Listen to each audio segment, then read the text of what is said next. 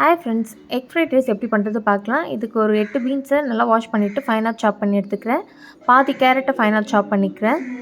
ஒரு குடமிளகாய் நீங்கள் வேணுன்ற ஷேப்பில் கட் பண்ணிக்கலாம். நான் எல்லாமே ஃபைனாக தான் கட் பண்ணுறேன். கொஞ்சமாக கோஸ் எடுத்து அதையும் ஃபைனாக கட் பண்ணிடணும். 2 பச்சை மிளகாயை ஃபைனாக சாப் பண்ணிக்கிறேன். ஒரே ஒரு பெரிய வெங்காயத்தை நல்லா ஃபைனாக சாப் பண்ணிக்கணும். 8 பல் பூண்டை ஃபைனாக சாப் பண்ணி எடுத்துக்கிறேன். இப்போ எக் ஃப்ரைட் ரைஸ் எடுத்து ஸ்டார்ட் பண்ணலாம். ஃபஸ்ட்டு கடாய் நல்லா ஹீட் ஆன பிறகு 3 டேபிள் ஸ்பூன் ஆயில் ஆட் பண்ணிக்கிறேன். ஆயில் நல்லா ஹீட் ஆன பிறகு ஃபஸ்ட்டு பூண்டு பச்சை மிளகாய் ஆட் பண்ணணும். நெக்ஸ்ட்டு பெரிய வெங்காயத்தை ஆட் பண்ணணும். ரொம்ப அதிகமாக வதங்கக்கூடாது. வெஜிடபிள்ஸ் எல்லாம் எதுவுமே நமக்கு 70% வதங்கினா போதும்.